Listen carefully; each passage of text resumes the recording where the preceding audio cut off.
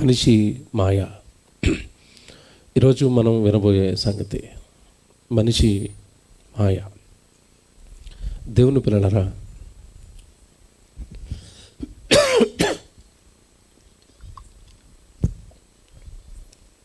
ఈ మాట కానీ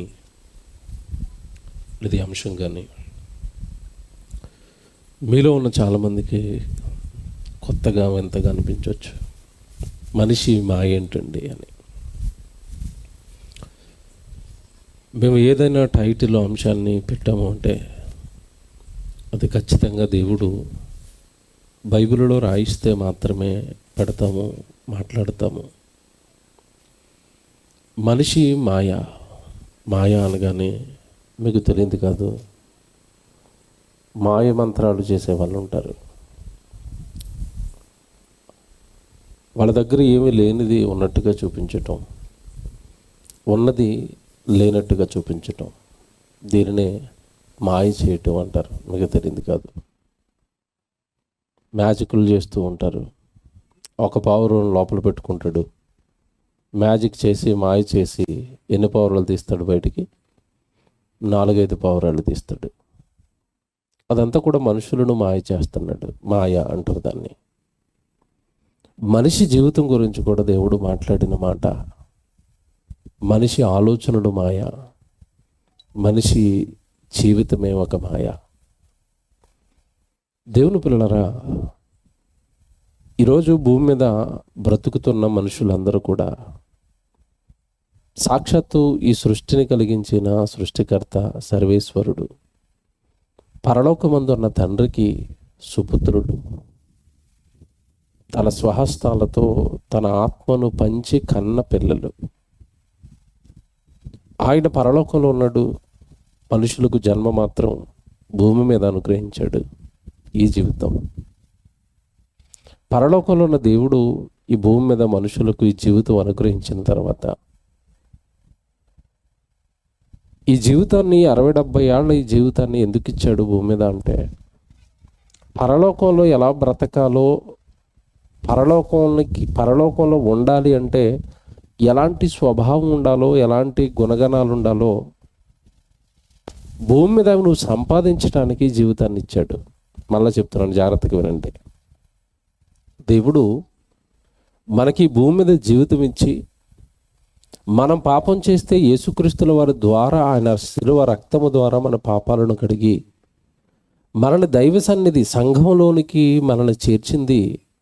ఈ భూమి మీద ఉండి నీకు ఇవ్వబడిన ఆయుష్కాలంలో పరలోకంలో ఉండాలి అంటే ఎలా ఉండాలో, ఎలా బ్రతకాలో, ఎలాంటి ఆలోచనలు కలిగి ఉండాలో, ఎలాంటి జీవితం కలిగి ఉండాలో నీకు ట్రైనింగ్ ఇప్పించటానికే దేవుడు సంఘములోనికి నిన్ను చేర్చాడు. ప్రభులోనికి వచ్చిన తర్వాత వ్యభిచారాలు చేయకూడదు, ప్రభులోనికి వచ్చిన తర్వాత దొంగతనాలు చేయకూడదు, ప్రభులోనికి వచ్చిన తర్వాత అబద్ధాలు ఆడకూడదు, ప్రభులోనికి వచ్చిన తర్వాత మోసాలు ఉండకూడదు, ప్రభులోనికి వచ్చిన తర్వాత క్రైస్తవుడిగా నీ మాట అవునంటే అవును, కాదంటే కాదు, ఇంతకు మించినది దుష్టుని నుండి పుట్టింది అన్నట్టు. అంటే ఖచ్చితంగా ఉండాలి అన్నట్టు. ఎందుకు ఇలా ఉండమంటున్నాడు మనిషిని అంటే, మనిషి ఈ భూమి మీద దేవుడి వాక్యం చదువుకుని దేవుడి వాక్యానుసారమైన జీవితాన్ని సంపాదించి ఈ లోకంలో ఉండేవాడు కదండి. ఈ లోకంలో నుండి మాయమైపోయేవాడు, ఈ లోకంలో నుండి ఎగిరిపోయేవాడు, ఈ లోకంలో ఉండని వాడు మనిషి శాశ్వతంగా ఉండే లోకంలోనికి వెళ్ళిపోవలసిన వాడు, పరలోకానికి వెళ్ళిపోవలసిన వాడు, పరలోకంలో శాశ్వతంగా ఉండిపోవలసిన వాడు. మనిషి ఎందుకు 60-70 సంవత్సరాలు బ్రతుకుతాడని ఏ శాస్త్రవేత్తనైనా, ఏ పండితుడినైనా, ఏ గొప్ప జ్ఞానినైనా మీరు అడగండి. మనిషి ఎందుకంటే 60-70 సంవత్సరాలే ఉంటాడు, తర్వాత ఏమైపోతున్నాడు, ఎక్కడికి వెళ్ళిపోతున్నాడు? అసలు మనుషులు 60-70 సంవత్సరాలే భూమి మీద ఉండాలని నిర్ణయించింది ఎవరు అంటే ఈ ప్రపంచం దగ్గర సమాధానం లేదు. సమాధానం లేక శాస్త్రవేత్తలు అంటున్నారు, మేము రోగాలు పోగొట్టేస్తాం, మేము చావును కూడా పోగొట్టేస్తాం, మనుషుల ఆయుష్కాలాన్ని 1200 సంవత్సరాలకు పెంచుతామని హ్యూమన్ జీనోమ్ ప్రాజెక్ట్ అని ఒక ప్రాజెక్టును ప్రారంభించారు. అది ఫెయిల్ అయిపోయిందండి. మనిషి బ్రతకాలనుకుంటున్నాడు భూమి మీద తప్ప చనిపోయిన తర్వాత అసలు చావు ఎవరిచ్చారు, చనిపోయిన తర్వాత ఎక్కడికి వెళతాడన్న సంగతులు మనుషులకు తెలియదు. దేవుడు అనగానే చాలామంది ఎలా ఊహించారంటే కాపాడేవాడు, రక్షించేవాడు అని మాత్రమే తెలుసు. బైబిల్లో మాట చదివిస్తాను, ఇప్పుడు మీరు ఆశ్చర్యపోతారు. కీర్తనల గ్రంథం 90వ అధ్యాయం 3వ వచనం. ప్రతిదీ బైబిల్లో చూడాలి. బైబిల్లో చూసి బైబిల్లో దేవుడు రాసిన ప్రతి మాట నువ్వు నమ్మాలి. బైబిల్ను నమ్మాలి. మళ్ళీ చెప్తున్నాను, బైబిల్ను నమ్మాలి. అప్పుడు ఈ లోకపు మాయ నుండి నీ జీవితం రక్షించబడుతుంది. ఈ లోకం ఒక మాయ, అపవాది కట్టిన మాయాలోకం, అపవాది అలిమేసిన మాయాలోకం ఇది. దేవుడే కట్టాడు ఈ లోకాన్ని, అపవాది కమ్మేసింది, అపవాది ఆక్రమించుకుంది. ఈ మాయ నుండి నువ్వు బయటికి రావాలి అంటే బైబిల్లో దేవుడు చెప్తున్న ప్రతి మాటే ఆ మాయలో నుండి నీకు బయటికి తీసుకుని వస్తుంది. మీకు తెలియదు కాదు, మీకు ఇది అర్థం అవడానికి ఒక ఉదాహరణ చెప్తాను.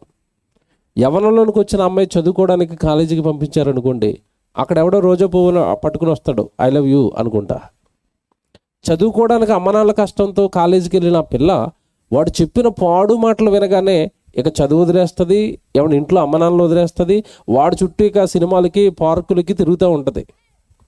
అప్పుడు వెంటనే ఇంట్లో ఉన్న అమ్మనాన్నలు మాట్లాడే మొట్టమొదటి మాట ఏంటో తెలుసండి? ఏమంటారో తెలుసా? అది తెలిసిన తర్వాత, ఎవడి మాయలో నువ్వు పడ్డావు. అదేనా పలికే మాట? ఏమంటారు?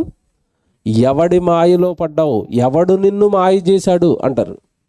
చదువుకోమని కాలేజీకి పంపిస్తే చదువుకునే వయసులో ఈ ప్రేమలేంటి, పెళ్ళిళ్ళు ఏంటి, ఎవడమ్మా నిన్ను మాయ చేశాడు? నువ్వు చదువుకుని మంచి చదువు వచ్చిన తర్వాత, ఉద్యోగం వచ్చిన తర్వాత మేము చేస్తాం కదా పెళ్ళి, వివాహం. ఈ లోపు నిన్ను మాయ మాటలు చెప్పి ఆ చదువులో నుంచి నిన్ను తప్పించింది ఎవడు అని అడుగుతారు. నిన్ను మాయ చేసింది ఎవరు అని అడుగుతారు. అంటే ఎవడో మాయగాడు వచ్చి పిల్లలు ఏం చేశాడు? మాయ చేశాడు. ఈ లోకంలోనికి పరిశుద్ధులుగా దేవుని పిల్లలుగా భూమి మీదకి వచ్చిన మనుషులు, ఈ లోకం మొత్తానికి తెలియని మాయగాడు ఒకడున్నాడు, అపవాది. వాడి మాయలో మనుషులు పడిపోయారు, వాడి మాయ మాటలే నమ్ముతున్నారు. దేవుడు బైబిల్లో ఎంత శ్రేష్టమైన సంగతులు చెప్పినా, కళ్ళ ముందు జీవితంలో జరుగుతున్నవన్నీ కూడా రాయించి బైబిల్లో పెట్టిన నమ్మనుగాక నమ్మని వాడిగా మనిషి మారిపోయాడు. అపవాది మాయలో నుండి, మళ్ళీ చెప్తున్నాను, అపవాది మాయలో నుండి మీరు బయటికి రావాలి అంటే ముందు బైబిల్ చదవటం, బైబిల్లో ఉన్న ప్రతి మాట నమ్మటం ప్రారంభించాలి మొదట మీరు. అలా ఎప్పుడైతే బైబిల్లో ఉన్న మాటలు మీరు నమ్మటం మొదలుపెట్టారో ఈ లోకపు మాయలో నుండి బయటకు వస్తారు. మీ మనోనేత్రాలు వెలిగించబడతాయి. పరలోకంలో ఉన్న మీ తండ్రి కనబడతాడు, నీకు పరలోకం కనబడుతుంది, అది శాశ్వతమని. అక్కడికి వెళ్ళిపోవాలన్న ఆశ, ఆలోచన నీకు కలుగుతుంది. కారణం, అక్కడికి వెళ్ళిపోవాలన్న ఆశ కలగాలి, ఆలోచన కలగాలి అని నేను ఎందుకు అంటున్నాను అంటే, నిన్ను పుట్టించిన దేవుడే ఈ శాసనం రాశాడు. ఏ శాసనం రాశాడు? కీర్తనల గ్రంథం 90వ అధ్యాయం 3వ వచనం. నీవు మనుషులను మంటికి మార్చుచున్నావు. ఏమంటే ఆగండి, ఈ మాట మీరు అర్థం చేసుకోవాలి. దేవుడు అంటున్నాడు, దేవుడు బైబిల్లో రాయించాడు, నీవు మనుషులను మంటికి మార్చుచున్నావు. మనిషిని మంటికి మారుస్తున్నది, మనిషికి మరణం ఇచ్చింది, మనిషిని శ్మశానానికి పంపిస్తున్నది ఎవరట? దేవుడు. ఈ మాట ఎప్పుడైనా చదివారు బైబిల్లో? ఇలాంటి మాటలు పొరపాటును కూడా చదవం మనం. ఒకవేళ కనబడిన నాకు కాదన్నట్టుగా దాటుకుంటూ వెళ్ళిపోతాం. మనకే మాటలు ఇష్టము? నీ రాకపోకల యందు యెహోవా నిన్ను కాపాడును, ఇది బాగుంటుంది. అదే బైబిల్లో నరకమున వారి పురుగు చావదు, అగ్ని ఆరదు, ఈ మాట ఉంటుంది. ఇది చదువుతాం ఎప్పుడైనా? ఇది ఎప్పుడైనా ఏ ఫ్రిడ్జ్ మీద రాసుకున్నావా? ఇది ఎప్పుడైనా ఏ ఆటో మీద రాసుకున్నావా? ఈ రాసుకోము. బైబిల్ను కూడా మనం ఏం చేసామంటే మనకి నచ్చినవి, మనకి ఇష్టమైనవి చదువుకున్నాం. అందుకే దేవుడు పూర్తిగా మనకు అర్థం కాలేదండి. దేవుడు ఉద్దేశాలు పూర్తిగా మనకు తెలియలేదు. దేవుడు అనగానే దేవుడి దగ్గరికి వెళ్ళాలి, ఆశీర్వదిస్తాడు, ఏమండి లోకంలో జీవితం బాగు చేస్తాడు, శ్రమల్లో నుండి పైకి తీసుకొస్తాడు అన్నాం. ఖచ్చితంగా అవన్నీ చేస్తాడండి. కానీ అక్కడ వరకు మాత్రమేనా నీ నమ్మకం? అది మాత్రమేనా నీ విశ్వాసం నీ దేవుడి మీద? నీ జీవితం ఏంటి, ఈ లోకం ఏంటి, మరణం ఏంటి, మరణం తర్వాత జరిగే సంగతులు ఏంటి, ఇవన్నీ దేవుడు బైబిల్లో రాయించినప్పుడు అన్ని సంగతుల మీద నీకు అవగాహన ఉండాలి కదా. అక్కడ స్పష్టంగా 3వ వచనంలో అంటున్నాడు, దేవా, మోషే గారి ప్రార్థనది, దేవా నీవు మనుషులను మంటికి మార్చుచున్నావు. మనుషులకు మరణం శాసనం రాసింది దేవుడే, మనుషులకు మరణం తెస్తున్నది దేవుడే. ఇంతకీ ఏమిటి? దేవుడు అనే ఆయనే పుట్టించాడు, దేవుడు అనే ఆయనే ఏం రాశాడు? మరణ శాసనం రాశాడు. ఎందుకు తండ్రి మాకు మరణ శాసనం రాశారు? ఎందుకు మేము 60-70 సంవత్సరాల తర్వాత మేము చనిపోతున్నాం అంటే కింద చెప్తాడండి, ఆ మరణం నీకు ఇవ్వటం వెనకాల నా ప్రేమ ఉంది కొడుకా అంటాడు. తర్వాత మాట చూడండి ఎంత బాగుంటుందో. నీవు మనుషులను మంటికి మార్చుచున్నావు అంటే లోకపు జీవితాన్ని ముగిస్తున్నావు. నరులారా తిరిగి రండి. చూసారండి ఆ పదవి ఎంత బాగుందండి, అందులో ప్రేమ కనపడుతుందండి. మరణం తర్వాతట, నీ చావు తర్వాతట దేవుడు చేతులు చాపి నేను ఏం చేస్తున్నాడట, నరులారా తిరిగి రండి. రండి అన్నాడా, తిరిగి రండి అన్నాడా? తిరిగి రండి అంటే అర్థం ఏంటి? నువ్వు ప్రారంభమైంది ఎక్కడ నుండి? నువ్వు ఈ లోకానికి వచ్చింది ఎక్కడి నుండి? ఆయన దగ్గర నుండే వచ్చావు గనక నా దగ్గర నుండి భూలోకానికి వెళ్ళిన నా కొడుక నా కూతురా అక్కడ మరణించి అక్కడ జీవితాన్ని ముగించి తిరిగి మరలా నా దగ్గరకు రండి. నరులారా తిరిగి రండి అన్నాడు. అక్కడ నరులారా రండి అనలేదు, తిరిగి రండి. తిరిగి రండి, నా దగ్గర నుంచే కదా లోకానికి వెళ్ళారు. అమ్మాయి ఏమండి, అమ్మాయి చిన్నపిల్లలు చూడండి, అబ్బాయిని కానీ అమ్మాయిని కానీ స్కూల్కి పంపిస్తున్నప్పుడు తల్లి బస్సు ఎక్కించేటప్పుడు ఒక మాట చెప్తుంది. ఏం చెప్తుంది? క్షేమంగా వెళ్ళి లాభంగా అక్కడ బాగా చదువుకుని తిరిగి వచ్చే కొడుకు సాయంత్రానికి. స్కూల్కి వెళ్ళిన కొడుకు సాయంత్రానికి తిరిగి ఏం చేయాలి? వచ్చేయాలి. ఉదయం పనికి వెళ్ళిన భర్త సాయంత్రం అయ్యేసరికి ఇంటికి తిరిగి వచ్చేయాలి. పక్షి గూళ్ళో నుంచి బయలుదేరుతుంది ఆహారం కొరకు, సాయంత్రం అయ్యేసరికి పక్షి వచ్చి అక్కడ ఉంటుంది, గూడులో ఉంటుంది. అన్నీ తిరిగి వెళ్ళిపోతున్నాయి. మరి నువ్వు ఈ లోకంలో ఉండవని నీకు తెలుసు. 60-70 సంవత్సరాల తర్వాత ఈ లోకాన్ని విడిచిపెట్టాలని తెలుసు. మరి ఎక్కడి నుండి వచ్చావు, ఎక్కడికి వెళతావు, వీటిపైన అవగాహన పెంచుకోవాలి కదా.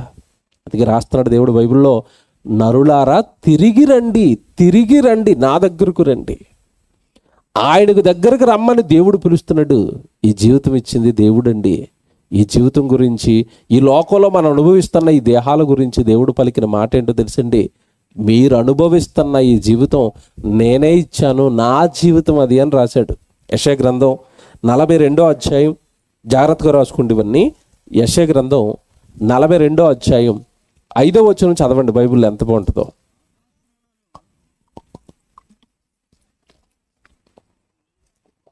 యెషయా గ్రంథం 42వ అధ్యాయం 5వ వచనం చదువుతున్నారు.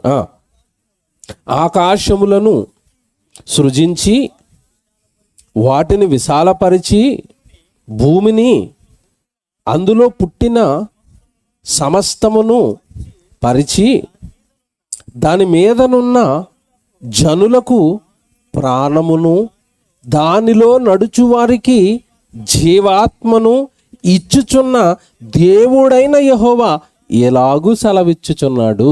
ఎంత మంచి ఇన్ఫర్మేషన్ ఇచ్చాడు దేవుడు ఇక్కడ అంటే. మళ్ళీ చదువుతాను 5వ వచనం ప్రారంభంలో. ఆకాశములను సృజించి వాటిని విశాలపరిచి అంటే పైకి మీరు చూస్తున్న ఆకాశాన్ని ఒక ఆయన పరిచాడట. అందులో సూర్యుని పెట్టాడట, అందులో చంద్రుని పెట్టాడట, అందులో నక్షత్రాలను పెట్టాడట. ఆకాశాన్ని పరిచాడు, ఈ విశ్వాన్ని కట్టాడు. భూమి, బుధుడు, గురుడు, ఈ భూమండలంతో పాటు పక్కన చాలా గ్రహాలను పెట్టాడండి. కోటాను కోట్ల నక్షత్రాలండి, పెద్ద పెద్ద నక్షత్ర మండలాలండి. ఇవన్నీ దేవుడు చేశాడు. అదే చెప్తున్నాడు అక్కడ. ఆయన ఆకాశములను సృజించి వాటిని విశాలపరిచి భూమిని అందులో పుట్టిన సమస్తమును పరిచి అన్నాడు. చూసారా? భూమి, అందులో పుట్టిన జంతువుల, అందులో నుంచి పుడుతున్న చెట్ల, భూమిలో నుంచి త్రవ్వి దేవుడు వేసిన సముద్రాల, అందులో పుడుతున్న జీవరాశుల సమస్తము నేనే చేశాను. ఇక్కడితో ఆగకుండా దేవుడు అంటున్నాడు, భూమిని అందులో పుట్టిన సమస్తమును పరిచి దాని మీదున్న జనులు అంటే ఎవరిప్పుడు? ఇప్పటి వరకు ఆకాశం, భూమి, అందులో పుట్టిన జీవరాశులు, ప్రకృతి గురించి మాట్లాడి ఇప్పుడు మనుషుల గురించి మాట్లాడుతున్నాడు. అక్కడ మనుషుల గురించి మాట్లాడితే ఏమంటున్నాడు? అందులోనున్న అంటే భూమి మీదనున్న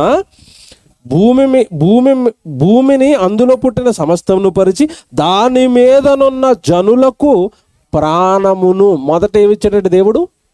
ప్రాణము అనగా ఏంటి చెప్పండి? ప్రాణం అంటే ఏంటి? రక్తం, దేహమేనండి. ఈ దేహం, ఈ భూమి మీద ఉన్న మనుషులకు ప్రాణం అనగానే దేహమును, దానిలో నడుచు వారికి జీవాత్మ. అంటే మనిషి బ్రతకాలి అంటే మనిషిలో ఉండవలసినవి రెండు. ఒకటి శరీరం ఉన్నంత మాత్రాన మనిషి బ్రతకడు. లోపల ఏముండాలట? జీవాత్మ అన్నాడు. అంటే నిన్ను జీవింపచేసే ఆత్మ, నిన్ను బ్రతకనిచ్చే ఆత్మ ఒకటి ఉంది లోపల. ఇది చాలా మందికి తెలీదు.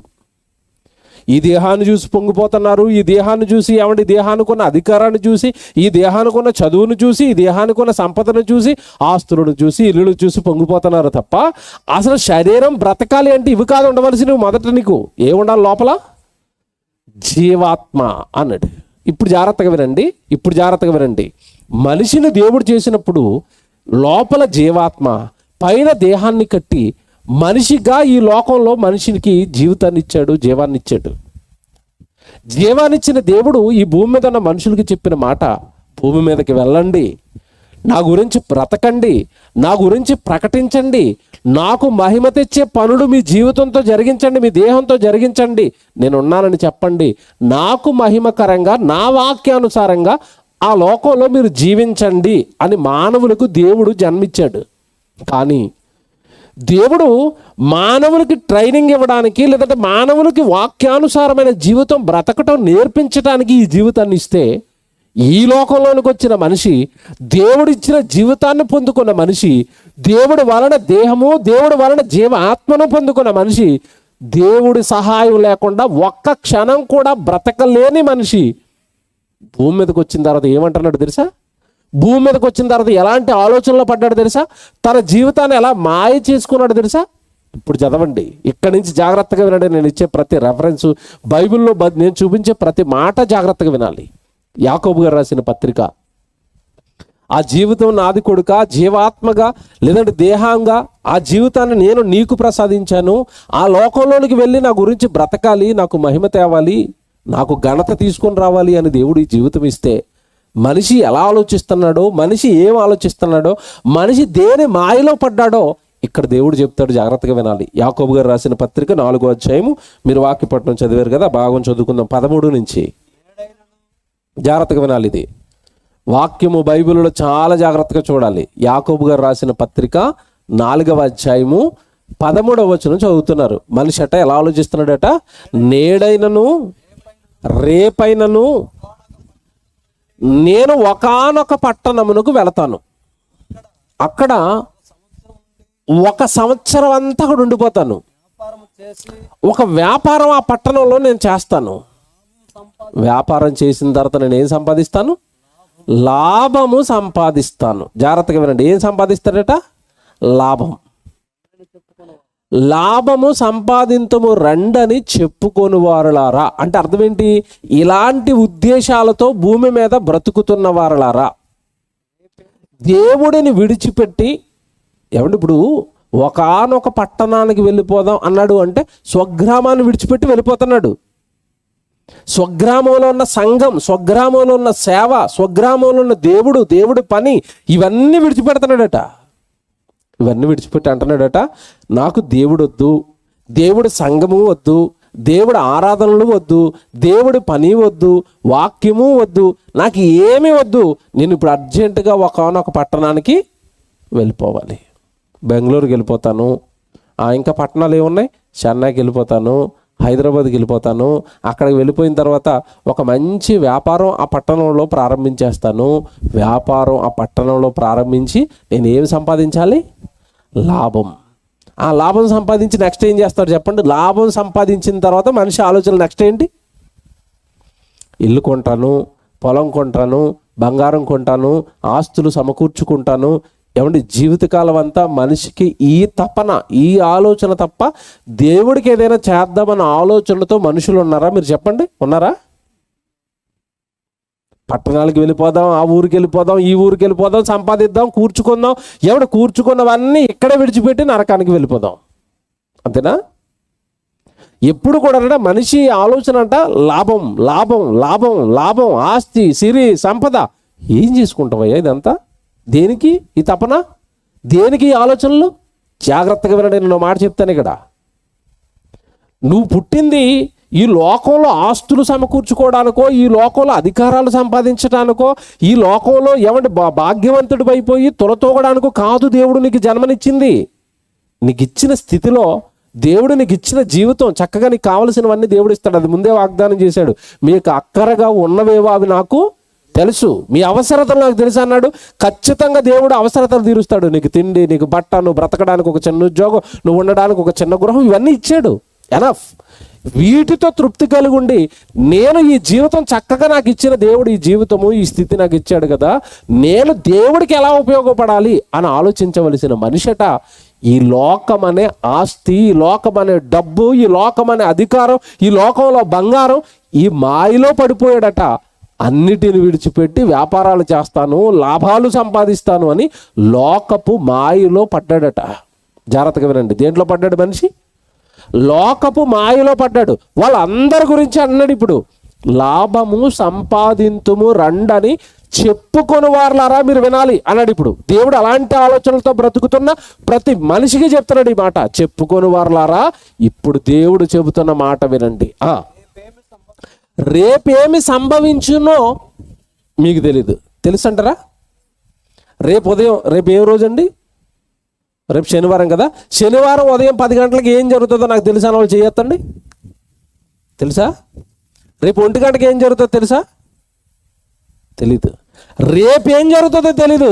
కానీ అయ్యగారు ప్లాన్ ఎంతకాలానికి వేసాడట? సంవత్సరం. నిజమే.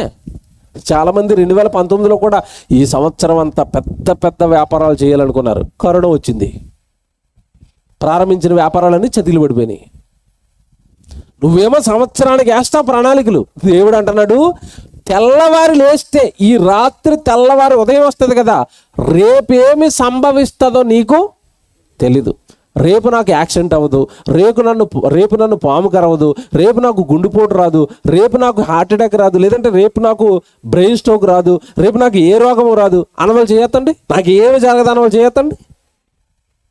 రేపేమి సంభవించునో నీకు తెలీదు. ఏమండి, తర్వాత రోజు సంభవించేది తెలిస్తే మనిషి అసలు ఇంట్లోంచి బయటికి వెళ్తాడా?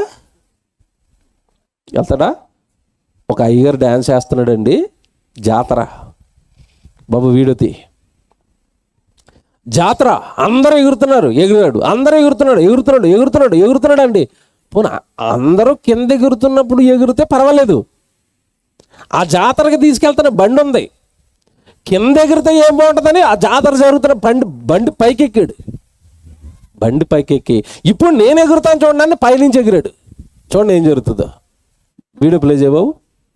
చూడండి జాతర డ్యాన్సులు ఎలా ఉన్నాయి చూడండి. అతని జీవితం ఏంటి చెప్పండి ఇప్పుడు మీరు. అదిగోండి,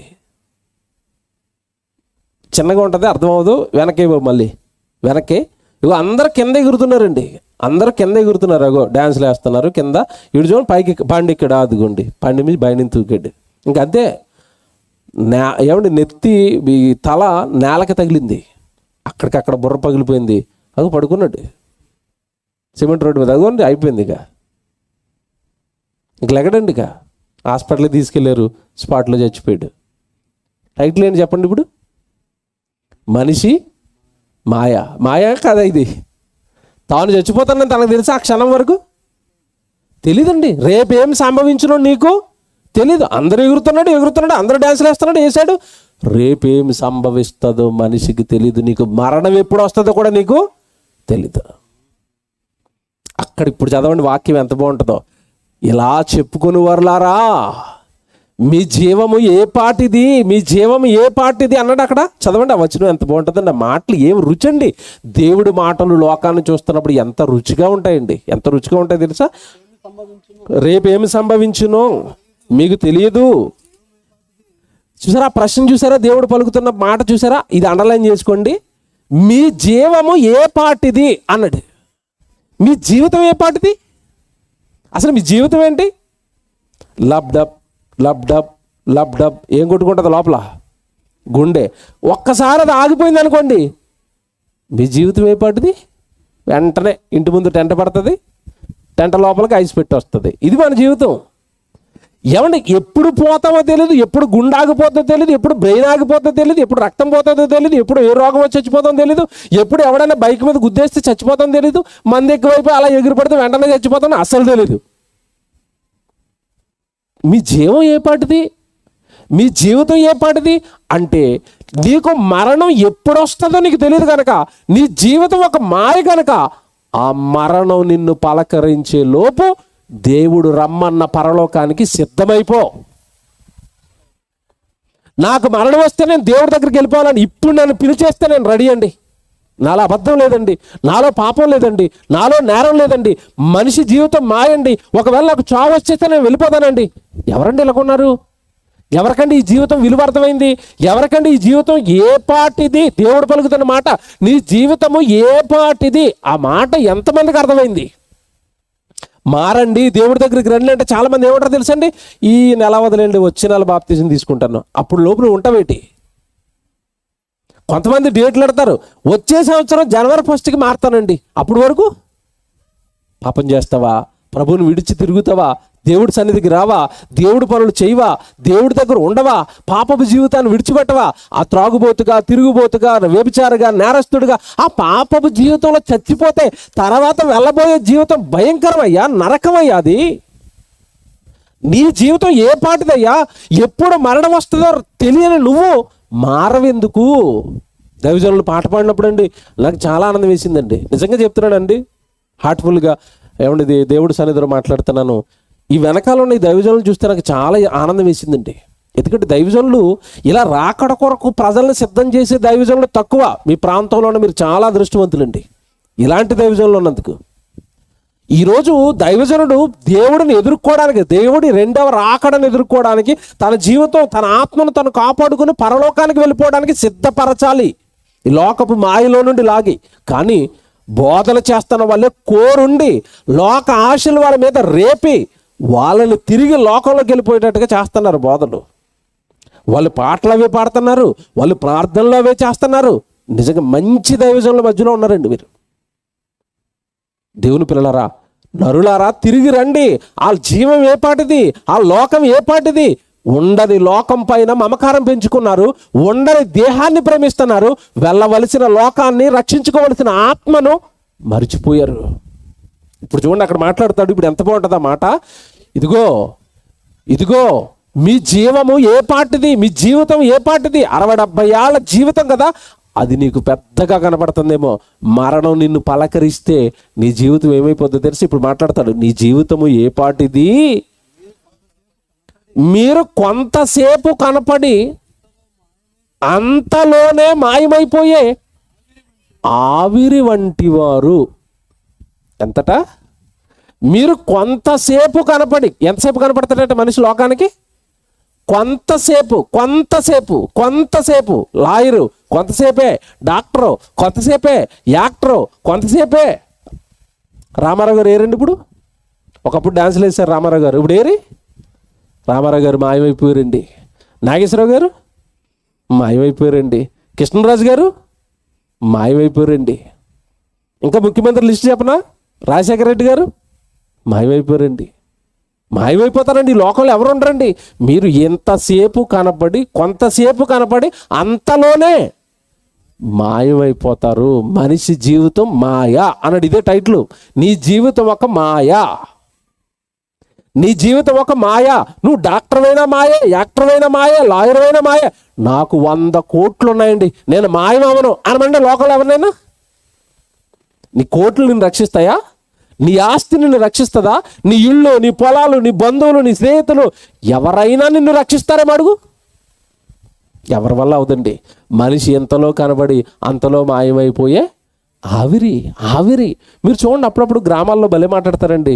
ఈ పెద్దవాళ్ళు ఉంటారు కదండి, పాపం ఎవరైనా చచ్చిపోయారనేసరికి అక్కడికి వెళ్తారండి. ఈ పెద్దవాళ్ళు అక్కడికి వెళ్ళి చచ్చిపోయిన వాళ్ళ మీద ప్రేమతో, జాలితో ఏడుస్తూ, నిన్నేనండి నాకు కనపడ్డాడు, మా ఇంటికి వచ్చి టీ తాగాడండి, ఈరోజు మాయమైపోయాడండి. ఇంటికి వచ్చి ఏం తాగాడట? నిన్నే మా ఇంటి దగ్గర టీ తాగాడు, ఈరోజు లేడు. ఏమైపోయాడు? మాయమైపోయాడు. మాయ కదా, మాయ మనిషి ఏమైపోయాడు? మాయమైపోయాడు. నిన్నేనండి మా ఇంటి దగ్గరకు వచ్చే నెల ఖచ్చితంగా నీ అప్పు తీరుస్తాను అన్నాడండి. నా అప్పు తీర్చలేదండి, మాయమైపోయాడండి. వీళ్ళ బాధ ఇల్ది. ఏం మిస్ అయిపోయారు ఇప్పుడు ఇల్లు? అప్పు ఖచ్చితంగా వచ్చే నెల ఇస్తాను అన్నాడండి. నేను చాలా నమ్మకాలు పెట్టుకున్నానండి, ఈ లోపు మాయమైపోయాడండి, నా డబ్బులు నాకు ఇవ్వలేదండి. మనిషి మాయండి. ఏముందండి లోకం? ఏముందండి జీవితం? ఇదిగో నువ్వు కొంతసేపే కనపడతావు. దేవుడి మాట పట్టుకోవాలి మీరు దాన్ని. నువ్వు ఎంతసేపు కనపడతావు? కొంతసేపు కనపడి, మళ్ళీ చెప్తున్నాడు, కొంతసేపే కనపడతావండి. మళ్ళీ చెప్తున్నానే పదే ఈ మాట. నువ్వు కొంతసేపే కనపడతావు, కనపడేది దేవుడి కోసం కనపడు. కనపడేది దేవుడి కోసం కనపడు. దేవుడి కోసం కనపడు, దైవజనుడిగా కనపడు, ఒక మంచి విశ్వాసగా కనపడు, ఒక మంచి పాటలు పాడేవాడిగా కనపడు, ఒక మంచి ప్రార్థన చేసి ప్రజలందరినీ దేవుడి వైపు మళ్లించేవాడిగా కనపడు, ఒక మంచి నీ కష్టార్జితాన్ని ఖర్చు పెట్టి ఇలాంటి సభలు పెట్టి దేవుడు పని చేసేవాడిగా కనపడు, సువార్థికుడిగా కనపడు, సేవకు సహకారిగా కనపడు, సంఘానికి ఒక మంచి వెన్నెముక లాంటి కుటుంబంగా కనపడు. కనపడేది దేవుడి కోసం కనపడు. నెక్స్ట్ ఏమైపోతావు నువ్వు? మాయమైపోతావు. దేవుడి కోసం కనబడితే పరలోక రాజ్యంలో మళ్ళీ ఉంటావు. ఇక్కడ మాయమైపోయినా అక్కడ ఉంటావు. దేవుడి కోసం కనబడకుండా లోకం కోసమే బ్రతికి మాయమైపోయావు అనుకోండి, ధనవంతుడు లాజరు ఎక్కడున్నాడు? ధనవంతుడు నరకంలో యాతన పడుతున్నాడు. అక్కడ ప్రత్యక్షం అవుతాం, ఇక్కడ మాయమైపోయి అక్కడ ప్రత్యక్షం అవుతాం. ఒకసారి నరకం గురించి ఆలోచించండి. దెయ్యాలు గజగజలాడిపోయి యేసుప్రభు దగ్గరికి వచ్చి అంటున్నాయి, ప్రభువా మా సమయం ఇంకనూ రాలేదు కనుక ఆ భయంకరమైన పాతాళంలోనికి మమ్ములను పంపించొద్దని యేసుప్రభుడు దెయ్యాలు ప్రార్థన చేశాయి. ఆ భయంకరమైన పాతాళానికి పంపించొద్దయ్యా అని. అంటే దెయ్యం ఎవరికి భయపడుతుంది? ఇప్పుడు పాతాళానికి భయపడుతుంది. నువ్వేమో దెయ్యానికి భయపడతావు తప్ప పాతాళానికి భయపడవు. అవునా? ఈ గల్లీలో చివరి దెయ్యం ఉందంటే ఎవరొస్తారు మీలో? అమ్మమ్మమ్మమ్మో, దెయ్యం అంటే నీకు భయం, దెయ్యానికేమో దేదంటే భయం, పాతాళం అంటే భయం. నీకు అసలు పాతాళం అంటే భయమే ఉండదు. ఆ పాతాళమా మా అత్తోరు ఇల్లు అన్నట్టు తిరుగుతున్నారు భూమి మీద. అంతే కదండి. చచ్చిపోతే మనిషి మాయయ్యా, ఆ తాగుబోతుగా, తిరుగుబోతుగా, నేరస్తుడిగా, ప్రభువుని అంగీకరించకుండా, బాప్తిస్మం తీసుకోకుండా, ఆ దేహంతో చక్కగా దేవుడి కొరకు ఉపయోగపడకుండా, మందిరంలో ఉండకుండా, దేవుడి పాదాల చెంత ఉండకుండా చచ్చిపోతే నరకానికి వెళ్ళిపోతామయ్యా అంటే, ఆ నరకమా వచ్చినప్పుడు చూద్దాం. ఈ అత్తోరు ఇల్లు అనుకోండి వీటది. గజ గజ గజ గజ గజ గజ వణికిపోయే దెయ్యాలు అక్కడ విండే బాధను తట్టుకోలేక, ఎందుకంటే రుచి చూసాయి. దెయ్యాలను దేవుడు ఒకసారి పాతాళాలు వేశాడు. పాతాళపు బాధ ఏంటో, పాతాళపు కష్టమేంటో ఎరిగిన అవి తొలి శతాబ్దంలో యేసుప్రభు ముందు నిలబడి అంటేనే, అయ్యా దాని బాధ ఏంటో మాకు తెలుసు, కొద్ది కాలం మీ తండ్రి మమ్మల్ని విడిచిపెట్టాడు ఈ లోకంలో తిరగమని, నువ్వు త్వరగా భయంకరమైన పాతాళానికి నెట్టద్దు ప్లీజ్ అంటున్నాయి అవి. దేవుడి పిల్లలారా, కొంతసేపు కనపడతా ఉండి ఈ భూమి మీద, కొంతసేపేనండి. 60-70 ఏళ్ల జీవితం నీకు పెద్దదిగా కనపడుతుందేమో. ఈ లోపు నీకు ఏదైనా మరణం వస్తే, ఈ లోపు నీకు రోగం ఏదైనా వస్తే ఈ లోకంలో నుంచి మాయమైపోతాం కదండి. ఇంకో మాట చెప్పనండి, చాలామంది అండి లోకంలో నుంచి మాయమైపోతామని తెలిసి కూడా ఈ లోకం మీద ప్రేమ పెంచుకుంటారు, లేదా మనుషుల మీద ప్రేమ పెంచుకుంటారు. నా కొడుకు కోసమే నేను బ్రతుకుతున్నానండి. నీ కొడుకు కోసమే బ్రతికావు కదా, నువ్వు చచ్చిపోయిన తర్వాత నీ కొడుకు ఏం చేస్తాడో తెలుసా? ఏం చేస్తాడు చెప్పండి? ఒరిజినల్గా మాట్లాడుకుందాం, ఏ భయం లేదు, ఒరిజినల్గా మాట్లాడుకుందాం. కొడుకు ఏం చేస్తాడు చచ్చిపోయిన తర్వాత? మా హాయితో ఒక రోజు ఎడుతాడు, 2 రోజులు ఎడుతాడు, బయట పెడతాడు. మా అమ్మ అంటే నాకు చాలా ఇష్టం అని బాగా ఎక్కువ ప్రేమ ఉంటే ఐస్ పెట్టి ఎడతాడు. మొత్తం మీద ఐస్లో పెట్టినా, మామూలు బాక్సులో పెట్టినా, సెంటులు కొట్టినా, కొత్త బట్టలు పెట్టినా ఖచ్చితంగా నిన్ను పడేసేది మాత్రం గ్యారంటీ. పడేయడా? ఇంట్లో పెట్టుకుంటాడా? బాగా ఆలోచించండి. కొంతమంది అంటారు, నా ఇల్లు అండి ఇది నా ఇల్లు. నిజమే, నేను ఇంటి కోసమే బ్రతుకుతున్నానండి, ఎలాగైనా ఇల్లు వేస్తానండి, పైన ఇంకోటి వేస్తానండి, పైన ఇంకోటి వేస్తానండి, కింద బండ్లేసేస్తానండి, ఇంటి నిండా పెద్ద పెద్ద వస్తువులు పెట్టేస్తానండి. నా ఇల్లండి, నా ఇల్లండి, నా ఇల్లండి. నిజమే, నీ ఇల్లేనా అది? నేను అడుగుతున్నాను, బాగా వినాలి. అది నీ ఇల్లేనా? అది కొంటాను, ఇది కొంటాను, అది కొంటాను, ఇది కొంటాను, ఆయుష్ ఎక్కువ, బీపీ ఒకరోజు హార్ట్ అటాక్ వచ్చి చచ్చిపోయాడు. అదే ఇంట్లో చచ్చిపోయాడు. మీరు జాగ్రత్తగా వినాలి. ఏ ఇల్లు అన్నాడు, ఆ ఇంట్లోనే హార్ట్ అటాక్ వచ్చి చచ్చిపోయాడు. వెంటనే ఇంటోళ్ళు చేసే పని ఏంటో చెప్పాలా? ఏం చేస్తారు? ఇల్లు అంటే చాలా ఇష్టం అండి, ఆయన కట్టుకున్నాడండి. ఈ ఇంటి కింద ఏమండి ఏముంటాయి కదండి, ఏమో టైల్స్ వేశారు కదా, ఆ టైల్స్ అన్ని పీకేసి ఆ ఇంట్లో పాతేస్తామండి అని ఎవడైనా పాతారండి? చచ్చిపోయిన మరుక్షణం గదిలో నుంచి లాక్కొచ్చి ఎక్కడెడతారు? ముందు చిన్నగా వేసారన్నాడు బయటికి. ఇప్పుడు ఫస్ట్ చిన్నగా వేసారు బయటికి, నేను ఇంట్లో నుంచి బయటికి వేశారు. బయట మరి ఎండ కట్టేస్తుంది కదా, ఎండ కొట్టేస్తుంది కదా అని పైన ఏం వేశారు? టెంట్ వేశారు. అంటే ఇంట్లో నుంచి టెంట్లోకి విసిరారు. జాగ్రత్తగా నువ్వు, నా ఇల్లు, నా ఇల్లు, నా కొడుకు, నా కుటుంబం, నా వాళ్ళు అన్నావు, ఇంట్లో నుంచి టెంట్లోకి విసిరారు. టెంట్లో ఎంతసేపు ఉంటావు? టెంట్లో ఎన్ని రోజులు ఉంటావు? అక్కడ నుంచి విసిరితే ఊరు కవతలో ఉన్న శ్మశానంలో పడితే, శ్మశానం పైన ఏమైనా టెంట్ వేసారేమో చూడు. నీకు శ్మశానంలో ఏముంది? భూమిలో పాతేస్తుంటే, నిన్ను పురుగులు తినేస్తుంటే నీ శరీరాన్ని కరెక్ట్గా 6 నెలలు అయ్యేసరికి అక్కడ తవ్వుతే నీ శరీరం ఏమి కనపడదు, అంతా ఇందులో కలిసిపోద్ది, మళ్ళీ మట్టిలో కలిసిపోయి ఎముకలు కూడా ఒకటి ఇలా చూస్తూ ఉంటుంది అక్కడ, అంతే. ఇదే జీవితం. ఈ 6 నెలలకి మట్టిలో కలిసిపోయే నీ దేహం కోసమా దేవుడిని విడిచిపెట్టి మరి బతుకుతున్నావు? లాభం అంటున్నావు, సంపాదన అంటున్నావు, దేవుడి సన్నిధి ఉన్నా లేదండి ఈరోజు పని ఉందండి, జీతం ఇస్తున్నారండి, పని మానుకుని గుడికి రాలేమండి. అబ్బాబ్బా, చాలామంది ఊర్లో గొడవ ఇదే. పనులున్న కాలంలో ఎవరు గుడికి రారండి. ఇటు వారానికి ఒక్కరోజు పని మాని దేవుడి గుడిలో ఉండలేవా? ఆ రోజు ప్రభు రక్తం నీ దగ్గరికి వస్తుంది, ప్రభు నీ దేహం నీ దగ్గరికి వస్తుంది. అమ్మో, నా పాపాలను క్షమించే రక్తము దేహము దొరుకుతున్న రోజు అండి, నా సన్నిధిని నేను పోగొట్టుకోనండి, పనికి మారిన జీతం నాకు వద్దండి, డబ్బులు నాకు వద్దండి అని ఎంతమంది అండి ప్రతి ఆదివారం దేవుడి సన్నిధిలో ఉంటారు? మీ పనులు మానేసి. జీతమా, డబ్బులా, మరణం వస్తే ఏం చేసుకుంటాం వాటిని? చూద్దాం ఇప్పుడు. అసలు మీ జీవితం ఏ పాటిది, మీ జీవం ఏ పాటిది అన్నాడు దేవుడు. మీ జీవం ఏ పాటిది? మీరు కొంతసేపు కనపడి అంతలో మాయమైపోయే ఆవిరి వంటి వారు కాదా? అంటే మన జీవితాన్ని దేంతో పోల్చాడు ఇప్పుడు? ఆవిరి. ఆడపిల్లలందరికీ తెలిసి ఆవిరి ఎంతసేపు ఉంటుందో. ఎంతసేపు ఉంటుంది చెప్పండి? అన్నం వండడానికి పొయ్యి మీద నీళ్లు పెడతారు, నీళ్లు పెట్టిన తర్వాత నీళ్లు మరగాలి కదా, బియ్యం వేయాలంటే. మరిగినయో లేదో చూడడానికి ఇలా తీస్తారండి పైది గిన్నె, ఏమంటారు, మూత తీయగానే పైకి ఏమి లేస్తా చెప్పండి? ఆవిరి ఎంతసేపు ఉంది? గంట సేపు ఉంటుంది అని వాళ్ళు చేయతండి. అసలు అది లేచి చూసే లోపు మాయమైపోతుంది. అదే నీ జీవితం అన్నట్టు. అసలు క్షణాల్లో ఆవిరి ఎలా మాయమైపోయిందో నీ జీవితం కూడా ఈ లోకంలో మాయమైపోద్ది. నీ బతికే ఒక పెద్ద మాయ అన్నడంతే. మనిషి మాయ, మనిషి జీవితం ఒక మాయ. ఇప్పుడు చదువుతారా మాట? వీళ్ళందరికీ సీరియస్గా చెప్తున్నాడు దేవుడు. ఇలాంటి ఆలోచనలు కలిగి లోకంలో ఏదో సంపాదిస్తాను, దేవుడిని విడిచిపెట్టి, దేవుడు సన్నిధిని విడిచిపెట్టి, దేవుడి దగ్గరికి రాకుండా లోకంలో ఏమో చేసేస్తానన్న వాళ్ళు అందరి గురించి అంటున్నాడు. నీ జీవితం ఏ పడ్డది అన్నాడా? ఇంతలో కొంతసేపు కనపడతావు, అంతలో మాయమైపోయి నీ జీవితం ఆవిరి వంటిది అన్నాడా? తర్వాత మాట ఇక్కడి నుంచి జాగ్రత్త చదవాలే, ఇక్కడి నుంచి జాగ్రత్తగా. మీరు కొంతసేపు కనపడి అంతలో మాయమైపోవు ఆవిరి వంటి వారే కనుక ప్రభు చిత్తమైతే, ఇది అడలే చేసుకోండి. నీ ఇష్టం కాదు, నీ ఇష్టం కాదు. ఉద్యోగం చేస్తాను, వ్యాపారం చేస్తాను, పట్టణానికి వెళ్ళిపోతాను, అది చేస్తాను, ఇది చేస్తాను. నీ జీవితంలో నీ ఇష్టం కాదు. మళ్ళీ చెప్తున్నాను, నీకు ఇష్టమైన నీ జీవితంలో జరిగించుకో. ఎవరి ఇష్టం ఉండాలంటే నీ జీవితంలో ప్రభు చిత్తమైతే, ప్రభువుకి ఇష్టమైతే, ప్రభువుకి ఇష్టమైతే నా జీవితం ప్రభువుకి ఇచ్చాను, ప్రభు ఎటు నడిపిస్తే అటు, ప్రభు ఏది చేయమంటే అది, ప్రభు నాకు వాక్యం ద్వారా చెప్పిందే నేను చేస్తాను. ప్రభువు చిత్తమైతే, ప్రభువు చిత్తమైతే మనము బ్రతికియుండి. ఈ పదం అండర్లైన్ చేయండి. నువ్వు ఎవరికి ఇష్టం ఉంటే బ్రతుకుంటావట భూమి మీద? మళ్ళీ చెప్తున్నాను, మళ్ళా వినాల మాట.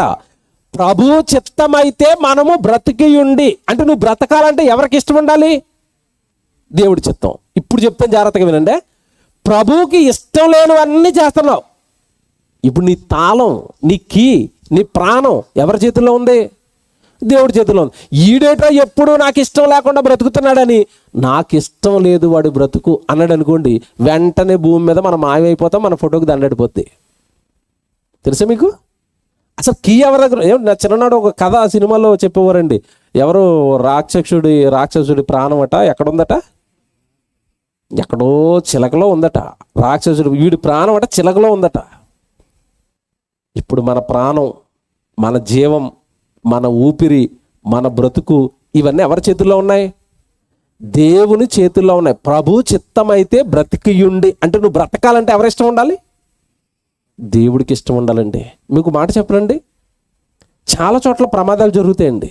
అందులో కొంతమంది చచ్చిపోతారు, కొంతమంది బ్రతికారు. అంటే అర్థం ఏంటి చెప్పండి? ఈ బ్రతికించుకున్న వాళ్ళని ఎవరి ఇష్ట ప్రకారం బ్రతికించుకున్నాడు? దేవుడు. చచ్చిపోయిన వాళ్ళు చచ్చిపోంటారు, నాకు ఇష్టం లేదు. కరోనాలో చాలామంది చచ్చిపోయారు కదండి, చచ్చిపోయారు లేదా? మీరు బ్రతుకున్నారంటే ఎవడు మీ గొప్పతనమా? ప్రభువు మీకు చిత్త ప్రకారం, ప్రభు ఇష్ట ప్రకారం మీకు బ్రతికించాడు. ఇది బాగా ఆలోచించండి. ప్రభు చిత్తమైతే బ్రతికియుండి, అలాగే ఉంది బైబిల్లో, ప్రభు చిత్తమైతే బ్రతికియుండి ఇది అది చేతమని చెప్పుకోవాలట.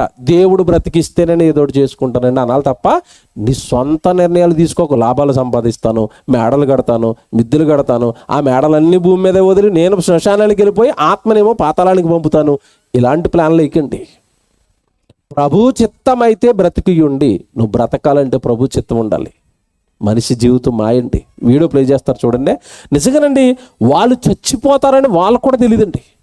ఎంత దారుణంగా చనిపోతున్నారో, మనిషి జీవితం ఎంతలా మాయమైపోద్దో, క్షణాల్లో ఈ భూమి మీద జీవితం ఎలా ముగిసిపోతుందో వీడియో వేస్తారు. యాక్సిడెంట్లు వీడియో వేయి బాబు. అది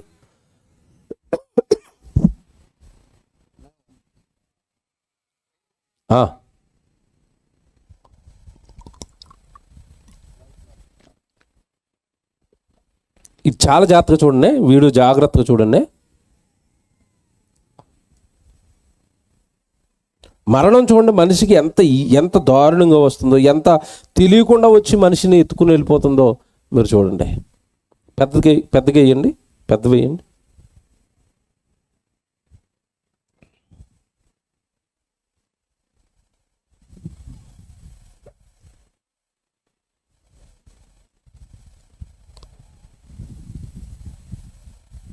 సౌండ్ వస్తుందా? చూడ కుర్ర ట్రైన్లోంచి బయటకు చూస్తారు. అదిగోండి, మీకు ఏమర్థమైందో? వాడు ట్రైన్లోంచి బయటకు చూసారనే స్తంభం వచ్చి కొట్టింది అతను, అంతే, స్పాట్, చచ్చిపోయాడు. కనపడ్డండి మళ్ళీ. ఆ స్పీడ్లో, ఆ వేగంలో ఆ పోలు కొడితే మనిషి బ్రతుకుతాడు చెప్పండి? చనిపోయాడండి. ఆడికి అప్పటి వరకు తెలియదు చచ్చిపోతాడే, నాకు చచ్చిపోయాడు. తర్వాత ముందుకెళ్ళేసరికి ఏమండి మీకు ఇంకోటి వేస్తారు చూడండి, అదిగో బండి మీద వెళుతున్నాడు. అతనికి ఏం తెలియదు చచ్చిపోతాడని. అదిగోండి వెనకాల నుంచి ఉంటాయి. వెంటనే చూడండి, ఇది మరీ దారుణం. అదిగోండి ట్రైన్ ట్రాక్, అది ట్రైన్ వస్తుంది. అది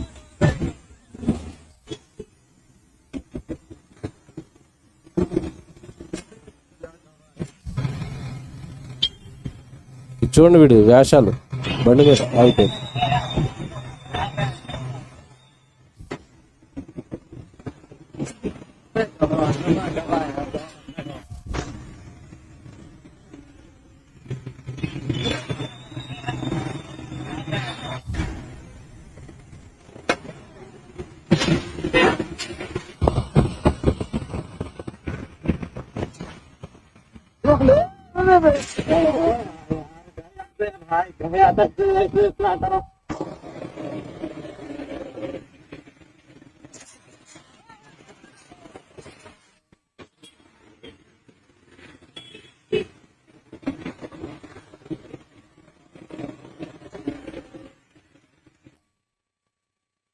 చాలు బాబు, లైట్లు వేయండి. చూసారండి, అడ్డదిడ్డంగా రోడ్లు, లారీలు వస్తున్నాయా, బస్సులు వస్తున్నాయా, ఇంకేమీ చూడరండి. చేతిలో బండి ఉంటుంది, దాన్ని తిప్పుతారు. అందరు చచ్చిపోయిన వాళ్ళు అందరూ ఎవరొస్తులే, మీరు గమనించారో లేదో? ఆ చచ్చిపోయిన వాళ్ళు అందరూ ఎవరొస్తులండి? ఇక రోడ్లు ఎలా దాడుతున్నారు చూసారా వాళ్ళు? ఒక సిగ్నల్ ఉండదు, ఏదైనా వెహికల్ వస్తుందని చూసుకునేదే ఉండదు.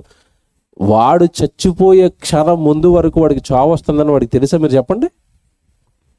తెలియకుండా చచ్చిపోయారండి. ఇప్పుడు మనిషి జీవితం ఏంటంటే చెప్పండి, మనిషి జీవితం ఏంటి ఇప్పుడు? మాయ. ఎప్పుడు పోతావో నీకు తెలీదు. విచిత్రమైన జోకు చెప్పను ఇప్పుడు నేను, జోకు. వీడి జీవితం మాయ, వీడికి గ్యారంటీ లేదు. కానీ ఫ్రిడ్జ్ కొనడానికి వెళ్ళినప్పుడు ఏం అడుగుతాడు చెప్పండి? మొదట గ్యారంటీ ఉందా, వారంటీ ఉందా? ఎన్ని సంవత్సరాలు కావాలంటే గ్యారంటీ? 5 సంవత్సరాలు, 10 సంవత్సరాలు గ్యారంటీ ఉన్న వస్తువులు చూపించండి. బాబు దాని గ్యారంటీ ఉంది, అది ఉంటుంది, నువ్వు ఉంటావా? రేపేమి సంభవించడో నీకు తెలీదు.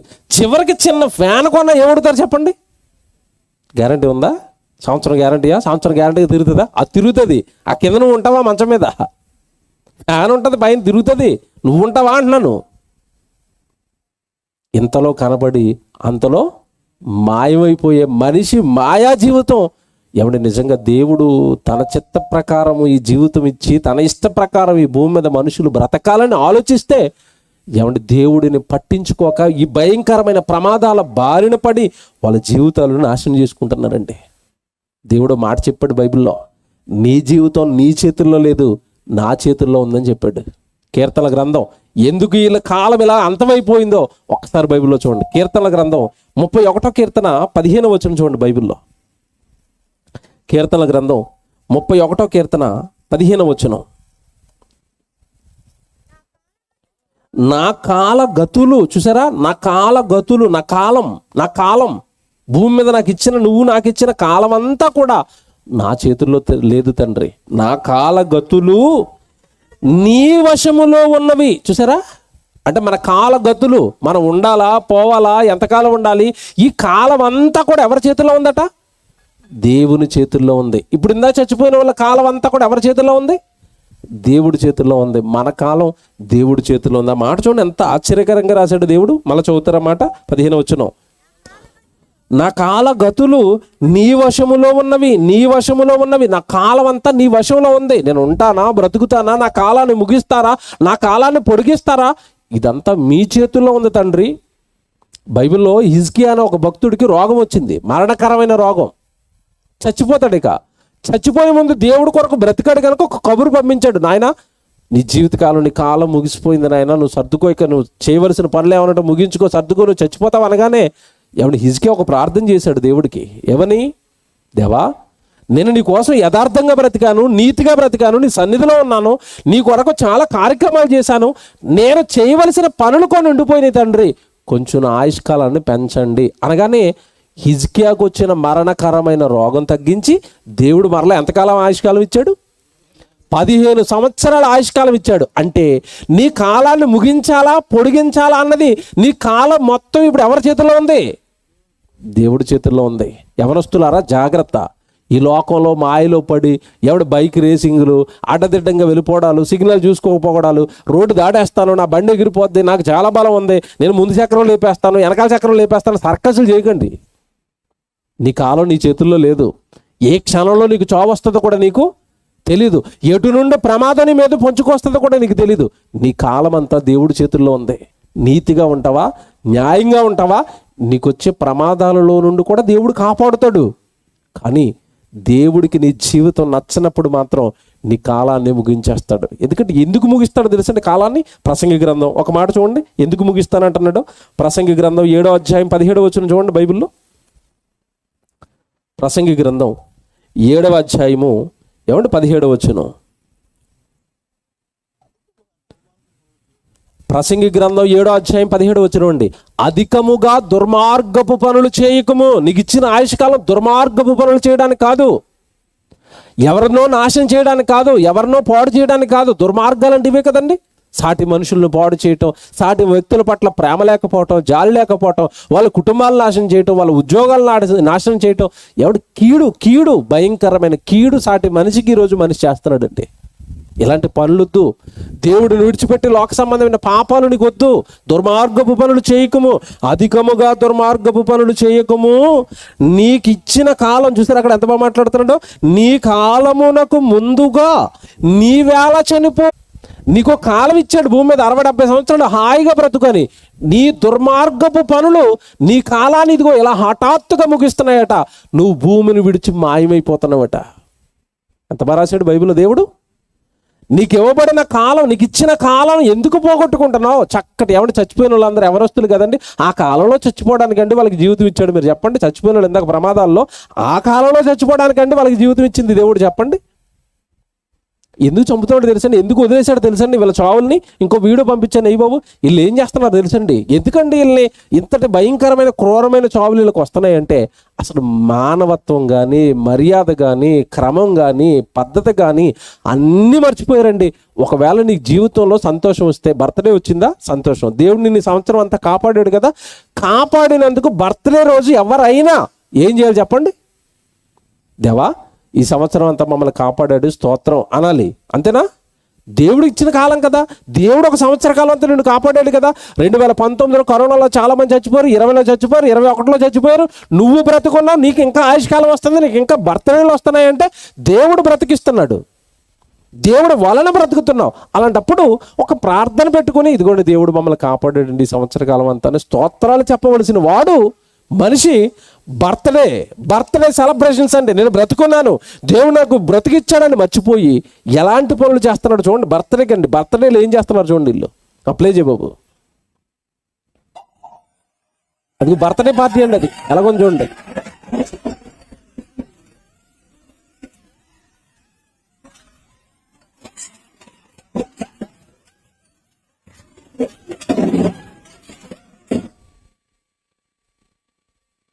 వెనక్కి బాబు, ఇంకోసారి చూపించి మళ్ళీ వాళ్ళకి. అయ్యండి బర్త్డే, ఆ మధ్యలో ఉన్న కుర్రాడికి బర్త్డే.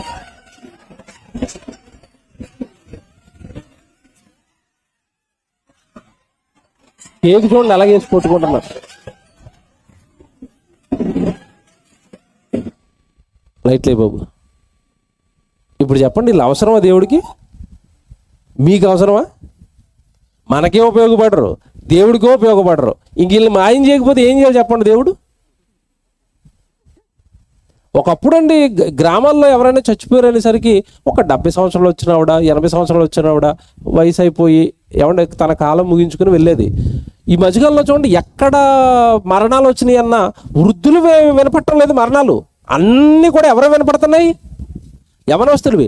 ఒకప్పుడు చిన్న చిన్న ఫోటోలు వేసి రోడ్డు మీద పెట్టారు. ఇప్పుడు ఇంకా పెద్ద పెద్ద బ్యానర్లు ఆయన ఏదో సమాజ సేవ చేసినట్టు పెద్ద బ్యానర్ వేసి ఊరికి చివరిలో పెడుతున్నారు. అయ్యగారిని మరణించారు, యాక్సిడెంట్లో మరణించారు, త్రాగి మరణించారు, ఇదిగో ఇలాంటి బర్త్డేలు చేసుకుని కేక్ అంతా నోట్లో కుక్కేసి ఊపిరాడక మరణించారు. హోలీ రోజున ఏం చేశారు తెలుసండి? ఒక వీడియో మిస్ అయింది నా దగ్గర. హోలీ రోజున ఏం చేశారు తెలుసా? హోలీ ఆడి ఆడి వాడి మీద అన్ని రంగులు కొట్టి కొట్టి అంటే అక్కడికి సరదా తీరలేదు వాడిని ఏం చేశారంటేనండి, నలుగురు అటు పట్టుకున్నారు, నలుగురు ఇటు పట్టుకున్నారండి, ఇలాగ ఉయ్యాల కింద ఊపండి ఒక డ్రైనేజ్లోకి విసిరారండి. హోలీ రోజు ఆటలో ఆ డ్రైనేజ్లోకి విసిరేసరికి ఆ కిందన్నీ కూడా డ్రైనేజ్లో ఏముంటాయి చెప్పండి? పెద్ద వెళుతున్న మోరీలో కిందన్నీ ఏముంటాయి? ఎవడో తాగేసిన బీరు సీసాలు పగిలిపోయి, మందు సీసాలు పగిలిపోయి మొత్తం అక్కడ అన్నీ కూడా సీసా పెంకులు, గాజు పెంకులు, రాళ్ళు అన్నీ ఉన్నాయి. ఇలాగ విసరగానే వెళ్ళాడండి, అవన్నీ కడుపులో దిగిపోయినాయి. వెనకాల నెత్తికి రాళ్ళు తగిలేసాయి. స్పాట్లో 2 నిమిషాలు చచ్చిపోయాడండి వాడు డ్రైనేజ్లో పడ్డ తర్వాత. ఎందుకే ఇలా చచ్చిపోతున్నారు? మనిషి ఎందుకు మాయమైపోతున్నాడు? ఇలాగా బ్రతుకిచ్చింది ఇలాంటి అల్లరితో కూడిన ఆటల పాటలు ఆడడానిక? నీకు బ్రతుకునిచ్చింది అమ్మనాలను విడిచిపెట్టేది దౌర్భాగ్యమైన కార్యక్రమాల్లో త్రాగుబోతులుగా, తిరుగుబోతులుగా, వ్యభిచారులుగా మారడానిక దేవుడు జీవితం ఇచ్చాడు? మాయమైపోతావు ఈ లోకం నుంచి. అది రాస్తున్నాడు అక్కడ. అధికముగా దుర్మార్గపు పనులు చేయకము, నీకివ్వబడిన కాలమునకు ముందే నువ్వేళ చచ్చిపోతావు. ఎందుకు మాయమైపోతావు? నువ్వు జీవితాన్ని ఎందుకు నాశనం చేసుకుంటున్నావు? ప్రభు దగ్గరకు వచ్చు, మర్యాదగా ఉండు, క్రమంగా ఉండు, నీతిగా ఉండు, న్యాయంగా ఉండు, వృద్ధాప్యం వరకు నేను ఎత్తుకుంటానని రాశాడు బైబిల్లో దేవుడు. ముదిమి వచ్చే వరకు నేను ఎత్తుకుని వాడను, నేను ఎత్తుకుంటానా? సరిగా ఉండరంటే నేమో మీ చంకన ఉండం ప్రభువా, మాకు బాగా త్రాగుడు అంటే ఇష్టం, మాకు వ్యభిచారం అంటే ఇష్టం, మాకు పాపం అంటే ఇష్టం, అసలు నీ పాటలన్నా నీ సన్నిధన్నా అసలు మాకు ఇష్టం లేదు. నీ చంకన ఎందుకుంటాం మేము? నీ సంరక్షణలో ఎందుకుంటాం? నీ కోపదల్లో ఎందుకుంటాం? లోకం ఇష్టం, సంపాదన ఇష్టం, డబ్బు ఇష్టం, బంగారం ఇష్టం, పాపం ఇష్టం, లోక ఆశలు ఇష్టం, ఎగరటం ఇష్టం, గెంతటం ఇష్టం. ఇగో చూపించాను కదా, ఈ ఎగురుళ్ళు, గెంతుళ్ళు, తినడాలు, త్రాగడాలు. ఏమంటే ఈరోజు లోకం దేవుడిని విడిచిపెట్టి దేవుడికి దూరంగా గెంతుతున్న లోకాన్ని దేవుడు ముగిస్తున్నాడు. ఒరే నీ జీవితం మాయా అని ఇప్పటికీ ఎంతోమంది జీవితాలు మన కళ్ళ ముందు పెట్టి చెప్పండి. బైబిల్లో చరిత్ర ఉంటుందండి. టైం అయింది కాబట్టి మీకు చెప్పుకుంటూ వెళ్తాను, తర్వాత వినండి, తర్వాత చదువుకోండి. బైబిల్ ఎంత బాగుంటుందంటే, బైబిల్లో నుండి ఒక చక్రవర్తి కొడుకు ఉంటాడండి. వాళ్ళ నాన్న చక్రవర్తి. వాళ్ళ నాన్న ఈ ప్రపంచాన్ని పరిపాలించిన సామ్రాజ్యానికి మొదటి చక్రవర్తి నెబుకద్నెజరు, బబులోను సామ్రాజ్యం. ఈ ప్రపంచాన్ని 4 మహాసామ్రాజ్యాలు పరిపాలించాయండి. అందులో మొట్టమొదటి సామ్రాజ్యమే బబులోను సామ్రాజ్యం. చదువుకున్న పిల్లలకు తెలుసు, వాళ్ళ పాఠ్య పుస్తకాల్లో ఉంటుంది. దానికి మొట్టమొదటి చక్రవర్తి నెబుకద్నెజరు. వాడు పచ్చి దుర్మార్గుడు. కళ్ళ ముందే వాళ్ళ నాన్న జీవితం నాశనం అయిపోయింది. ప్రజలందరూ ఏమంటే దేవుడే నిలబెట్టాడండి చక్రవర్తిగా. దేవుడికి లోబడలేదు, దేవుడికి లోబడి జీవించలేదు, భయంకరమైన పాపాలు చేశాడు. దేవుడు వాడి జీవితాన్ని తృణీకరించాడు, వదిలేశాడు. చివరికి వాడు వెళ్ళిపోయండి, రాజు అయ్యి ఉండి అడవిలో గడ్డి మేయవలసిన పరిస్థితి వాడికి వచ్చింది. కళ్ళ ముందు తండ్రి జీవితం దేవుడికి లోబడక పాపం చేసి అలా నాశనం అయిపోయిన తర్వాత చక్రవర్తి అయ్యాడండి వాడు కొడుకు బెల్షస్సర్ వాడి పేరు. నాన్న జీవితం దేవుడికి లోబడక అంత దారుణంగా మాయమైపోయింది వాడి జీవితం అని వాళ్ళ నాన్న జీవితం నుంచి ఎటువంటి పాఠాలు నేర్చుకోకుండా వీడంత పచ్చి దుర్మార్గుడు అయ్యాడు. అంటే వాళ్ళ నాన్న బ్రతుకున్న కాలంలో దేవుడి మందిరం యెరూషలేము మందిరం మీదకి యుద్ధానికి వచ్చి దేవుడి మందిరాన్ని నాశనం చేసి ఇశ్రాయేలు ప్రజలందరినీ చెరపట్టి దేవుడి మందిరంలో వాడుతున్న సామాన్లు, బంగారపు ఆభరణాలు కానీ, బంగారపు వస్తువులు కానీ, వెండి వస్తువులు కానీ, దేవుడి సన్నిధిలో వాడే ఆ వస్తువులు ఉంటాయి కదండి, వాటిని అన్నిటిని పట్టుకుని వెళ్ళిపోయాడండి మందిరాన్ని కూలగొట్టి. వీడు తర్వాత చక్రవర్తి అయ్యాడు కొంతకాలానికి కొడుకు. వీడు ఏం చేశాడు తెలుసండి, ఒకరోజు పార్టీ చేసుకున్నాడు, విందు చేసుకున్నాడు, మందు పార్టీ చేసుకున్నప్పుడు అండి, ఎవడ గాజులు ఉంటాయి, వాడు రాజు కనుక వాడి దగ్గర బోల్డ్ అన్న వస్తువులు ఉంటాయండి మందు తాగడానికి. వాటిల్లో తాగుతుంటే కిక్కు రాలేదట. దేనిలో తాగాడు తెలుసండి, వాళ్ళ నాన్న బ్రతుకున్నప్పుడు యెరూషలేము మందిరాన్ని కూలగొట్టి అక్కడి నుంచి తెచ్చిన వస్తువులు ఉన్నాయి కదా, దేవుడి సన్నిధిలో వాడబడిన వస్తువులు ఉన్నాయి కదా, వాటిని పట్టుకురంటారు, అందులో తాగుదాం మజా వస్తుందని దేవుడి సన్నిధిలో వాడబడిన వస్తువులలో మందు తాగాడు. నిజంగా అండి, దేవుడు రగిలిపోయాడండి వాడిని చూసి. వెంటనే దేవుడు ఏం చేశాడు తెలుసండి, జస్ట్ ఒక గోడ ఉందండి, ఆ గోడ మీదకి చెయ్యి వచ్చి రాసేస్తుంది. వీడు మత్తులో ఉన్నాడు, వీడు మంచి బాగా మద్యం తాగేసి మత్తులో ఉన్నాడు. కళ్ళ ముందు గోడ ఉంది, గోడ మీద ఓన్లీ మనిషి లేడు, చెయ్యి ఒకటి వచ్చి ఇలా రాసుకుంటూ వెళ్ళిపోతుంది, రాసేసింది. దెబ్బకి వీడు మొత్తం అంతా దిగిపోయిందండి. మనిషి రాయట్లేదు గోడ మీద, ఏది రాస్తుంది, ఒక చెయ్యి రాస్తుంది. ఇదేంటో చెయ్యి వచ్చి రాస్తుందని వాడికి రాసింది అర్థం అవటం లేదు, అక్కడ రాయబడింది దాని భావం అర్థం అవట్లేదు, ఏమీ అర్థం అవటం లేదు. వెంటనే ఏవి రాసినా ఇట్లా భావాలు చెప్పే వ్యక్తి ఒక అతను ఉన్నాడు వాడి ఆస్థానంలో, దైవజనుడు దానియేలు పిలిపించారు. ఏంటి చెయ్యి వచ్చింది దీని మీద రాసిందంటే చూడగానే అర్థమైపోయిందండి దానియేలుకి, ఎవరో నీ పని అయిపోయిందిరా, నువ్వు మాయమైపోతావు రేక, నీకు మాయమైపోయే రోగం వచ్చింది కనుక ఇలాంటి చేష్టలు చేసావురా. ఆయనకు లోపల అర్థమైపోయి ఏమి రాశారో చదువుతాను, జాగ్రత్తగా వినని చదువుతున్నాడు. ఏమి రాశాడో ఎంత బాగుంటుంది చూడండి. దానియేలు గ్రంథం 2వ అధ్యాయానికి రండి, 5వ అధ్యాయం అండి, 24 చదువుతాం. దానియేలు గ్రంథం 5వ అధ్యాయం చూడండి. దానియేలు గ్రంథం 5వ అధ్యాయం 24 వచనం నేను చదువుతాను, జాగ్రత్త చూడండి. కావున ఆయన ఇంటి ఎదుట నుండి అరచేయి వచ్చి వ్రాతను వ్రాసిన శాసనం ఏదనగా మెనే టెకేల్ ఉపార్సిస్. 25లో ఈ వాక్య భావం ఏమనగా, మినే అనగా దేవుడు నీ ప్రభుత్వం విషయంలో లెక్క చూచి దానిని ముగించెను. నీ ప్రభుత్వాన్నే ముగించేశాడు రా దేవుడు. వ్యక్తిని ముగించాడా, ప్రభుత్వాన్ని ముగించాడా? అంటే దేవుడు అనుకుంటే వ్యక్తిని లేపేస్తాడు, ప్రభుత్వాన్ని కూడా లేపేస్తాడు. దేవుడికి వ్యతిరేకంగా చేసిన ఏ ప్రభుత్వం వర్ధలదండి. మళ్ళీ చెప్తున్నాడు, అది ఎనీ గవర్నమెంట్ పడగొట్టేస్తాడు దేవుడు. కాకపోతే వాళ్ళు పాపాలు పూర్తయ్యేంతవరకు ఎదురు చూస్తాడు అంతే. క్రైస్తవులుగా మనం ఏం చేయాలంటే, దేవా ఏటు మరి ఈ ప్రభుత్వాలు మాకు వ్యతిరేకంగా ఉన్నాయి, కొంచెం మీరు చూసుకోండి అని మన పని ప్రార్థనే. ముగించేది ఎవరు అనుకుంటున్నారు? దేవుడు ముగించేస్తాడట. ఎలా ముగిస్తున్నాడు చూసారా? ఈ వాక్య భావం ఏమనగా మినే అనగా దేవుడు నీ ప్రభుత్వం విషయంలో లెక్క చూసేదాన్ని ముగించాను. 26 టెకేల్ అనగా ఆయన నిన్ను త్రాసులో తోచగా నీ బరువు తక్కువగా కనబడినది.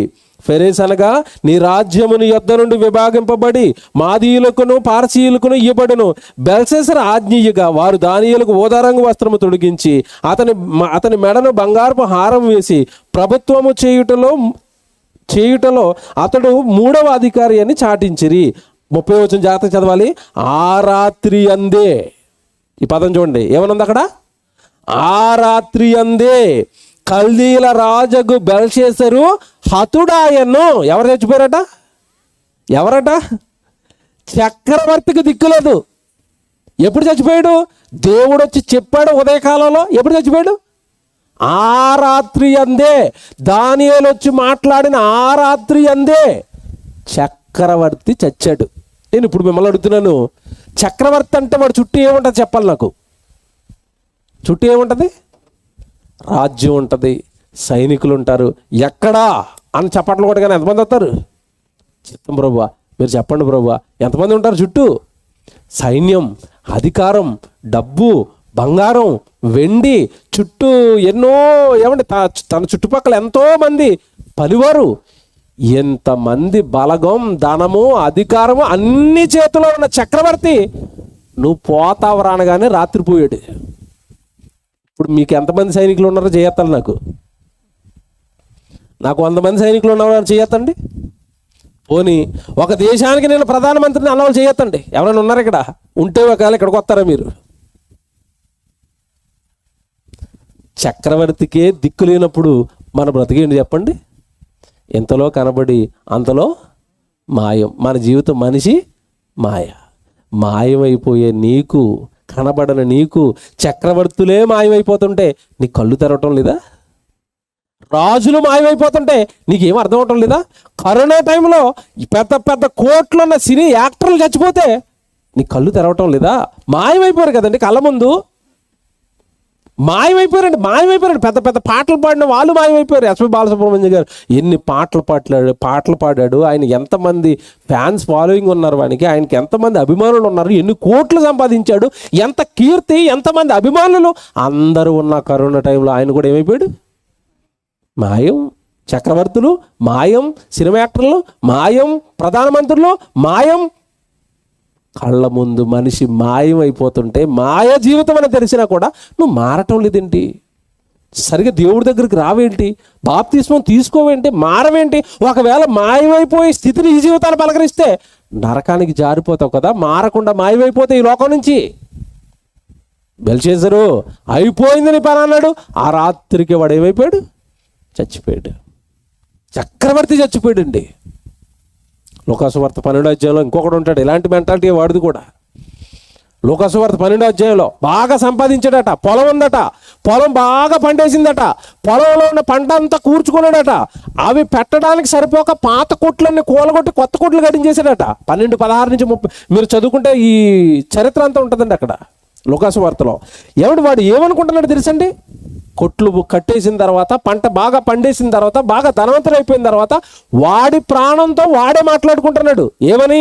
నా ప్రాణమా, నా ప్రాణముతో ప్రాణమా, అనేక సంవత్సరములకు విస్తారమైన ఆస్తి నీకు సమకూర్చబడి ఉన్నది. అబ్బా, ఎంత ఆస్తి వచ్చింది, రేపు నుంచి సగం ఆస్తి దేవుడి పనికి ఇద్దాము, సేవకుడికి ఇద్దాము, మీటింగ్లకు పెడదాం. ఈ లేవట చాలామంది. మన మెంటాలిటీ చెప్పనండి, మన సైకాలజీ చెప్పనా? ఏమీ లేనప్పుడు అయ్యగారి దగ్గరికి వచ్చి, అయ్యా నాకు ఏమీ లేదయ్యా, దేవుడికి ప్రార్థన చేయండి అయ్యా, ఒక ఉద్యోగం వస్తే చాలయ్యా, మందిరానికి ఏదో వస్తువు కొంటానయ్యా, మందిరానికి సహకారంగా ఉంటానయ్యా అంటాడు.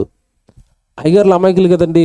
అమ్మ పాపం బిడ్డ దేవుడికి ఉపయోగపడతాడని అతను మోకాలు వేసి ప్రార్థన చేసి, ఆ బిడ్డను కాపాడయ్యా, బిడ్డకి ఏదో ఉద్యోగం అయ్యా అని దేవుడిని గోజాడతారు వీళ్ళు.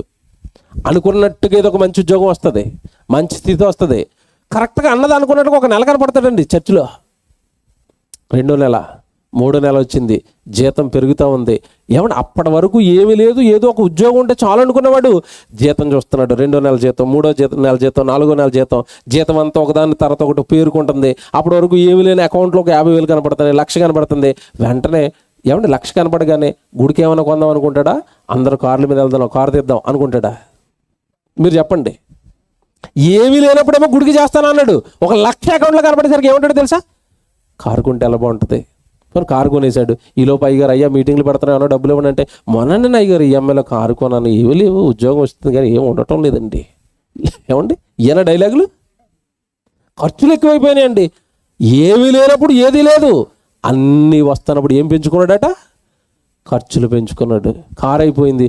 కారు అప్ అయిపోయిన తర్వాత మందిరానికి సౌండ్ లేదు నాయన, సౌండ్ ఏమన్నా కొందామా? కొందామండి చూద్దామంటాడు. ఆ కారు అయిపోగానే ఏంటంటే తెలుసా? మొన్నండి మధ్యకాలంలో 2 ఎకరాలు కొన్నాను, దానప్పు కడతానని ఇప్పుడు కారు అప్పు కడతాడు, ఎకరాల అప్పు కడతాడు. తర్వాత అలా ఆవిడ 7 వారాలు నగలు అడుగుతుంది, ఆ నగలకు కడతాడు. ఆ తర్వాత ఇల్లు కడతాడు. ఆ తర్వాత ఏదో దేనికో కడతాడు. ఆ తర్వాత మాయమైపోతాడు. ఎక్కడి నుంచి? మొత్తం ఇక్కడి నుంచే. ఇప్పుడు నువ్వు కష్టపడ్డావు, కట్టావు, బంగారం కొన్నావు, కార్లు కొన్నావు, ఇల్లు కొన్నావు. ఒక సింగిల్ పైసా కానీ, సింగిల్ వస్తువు కానీ ఇక్కడి నుంచి ఏమైనా పట్టుకెళ్ళగలవా? అదే దేవుడికి ఇస్తే ఏం జరుగుతుందో తెలుసా? దేవుడు ఒక వాగ్దానం ఇచ్చాడు బైబిల్. దేవుడికి ఇస్తే ఏం జరుగుతుందో తెలుసా?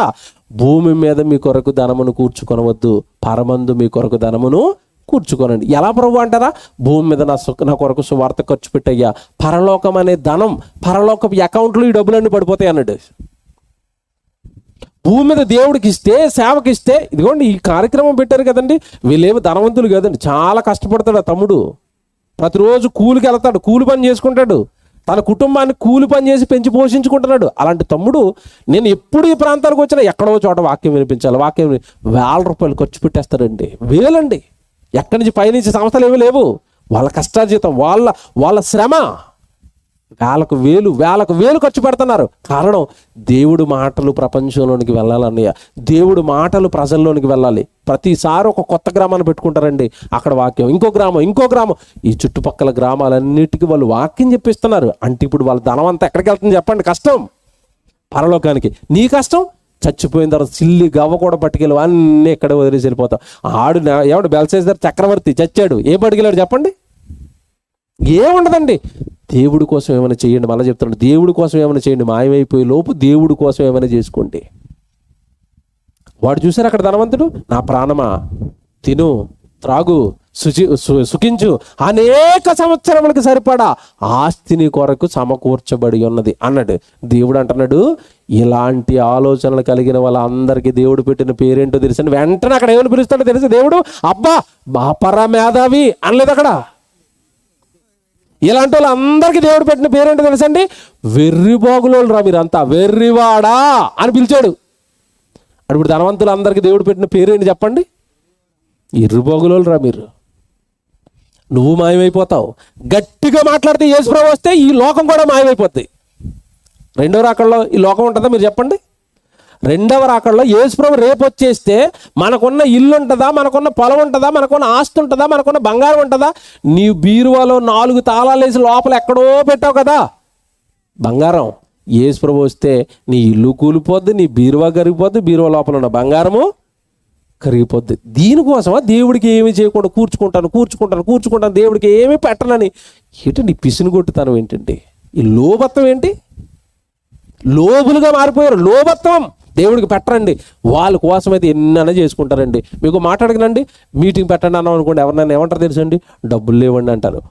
అదే సంవత్సరం తర్వాత కూతురు పెళ్ళి వస్తుంది. పెళ్ళి ఎలా చేస్తారు చెప్పండి? కూతురు పెళ్ళి ఎలా చేస్తారు? ధూమ్ధాముగా చికెన్ వేసి, మటన్ వేసి, ఏమంటే పెద్ద ఫంక్షన్ హాల్ బుక్ చేసి, కూలింగ్ వాటర్ పెట్టి 5 లక్షలు, 6 లక్షలు, 10 లక్షలు అప్పైపోయినా పర్వాలేదు, నా కూతురు పెళ్ళి ఊరంతా చెప్పుకోవాలి.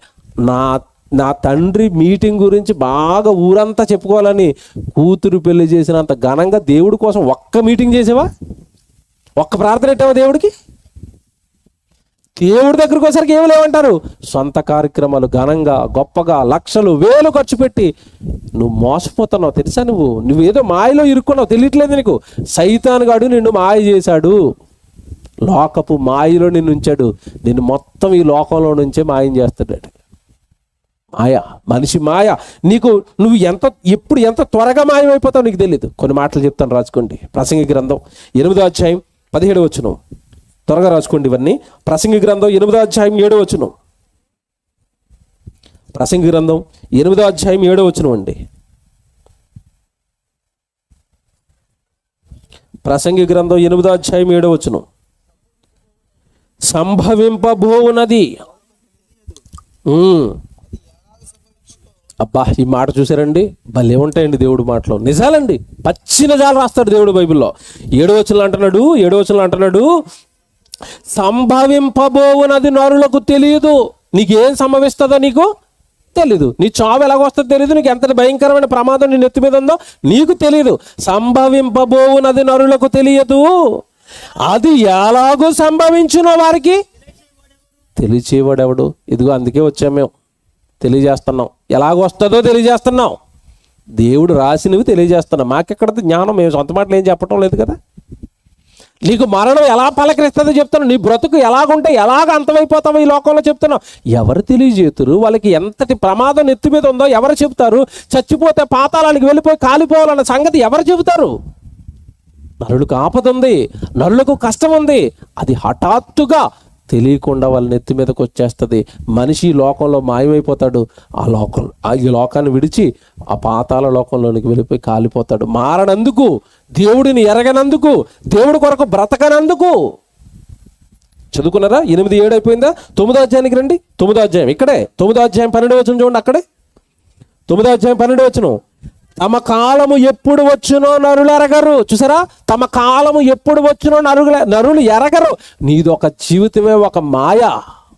నీ కాలం ఎప్పుడు వస్తుందో నీకు తెలీదు. తమ కాలము ఎప్పుడు వచ్చునో నరులు ఎరుగరు.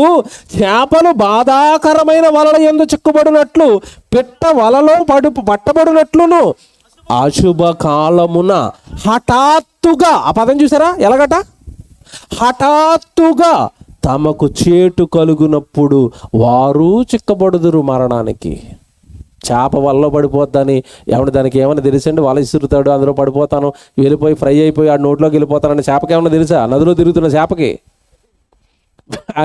వల వచ్చి దాని మీద ఎప్పుడు వేస్తాడో దానికి తెలిస్తే అక్కడ తిరుగుతుందండి. అది తిరుగుతుందా? తిరగదండి. వల వేస్తాడని తెలిస్తే ఏదో లోపలికి వెళ్ళిపోయి దోక్కుంటుంది కదండి.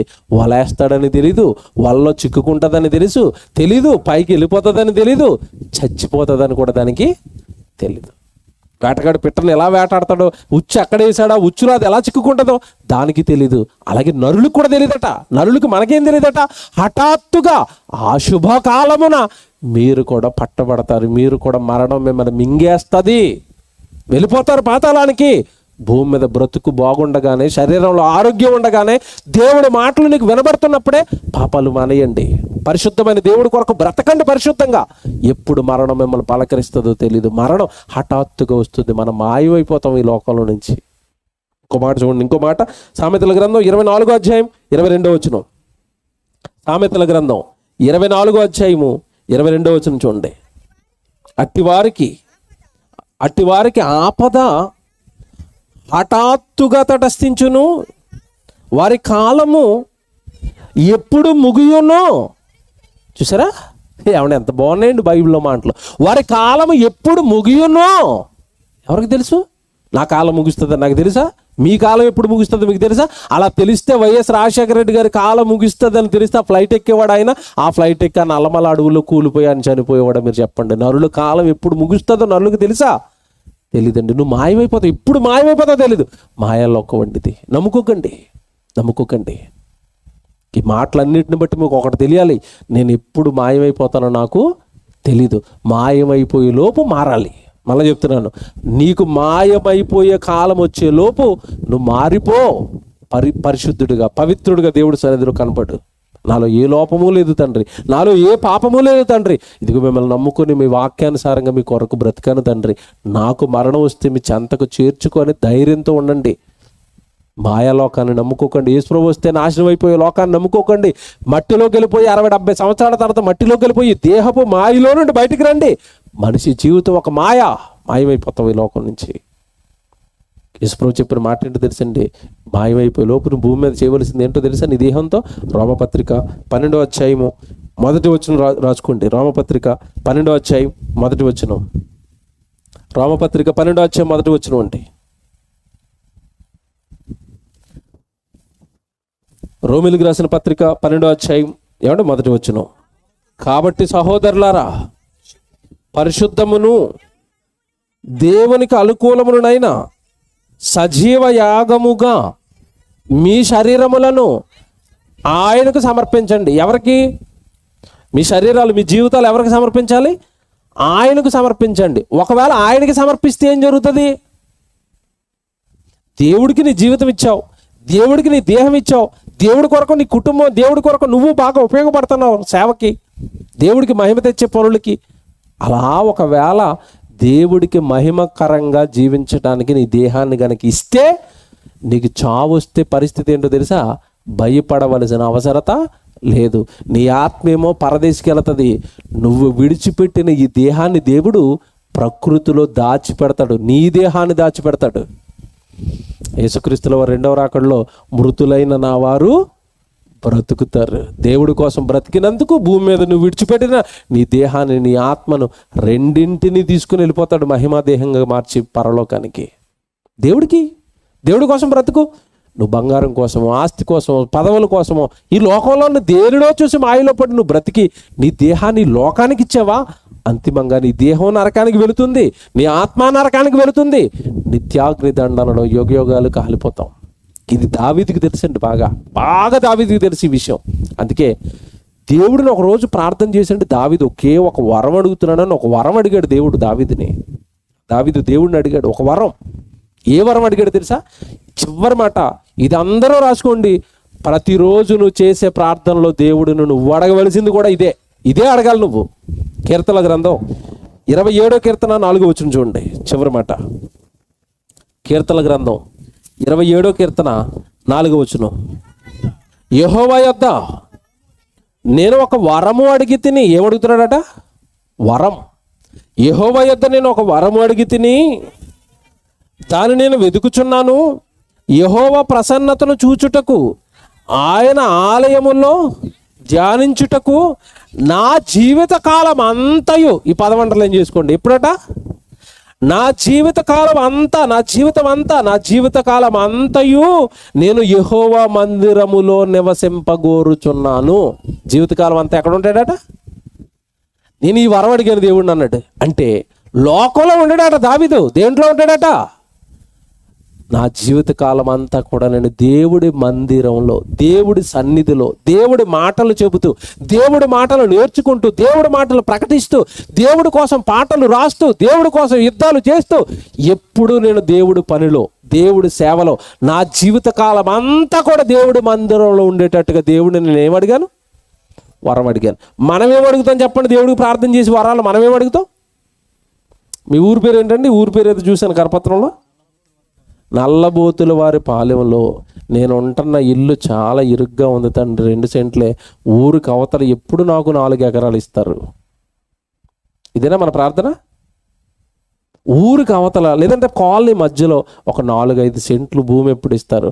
ఆ సెంట్లో నేను ఇల్లు కట్టుకునేటట్టు ఎప్పుడు ఆశీర్వదిస్తారు?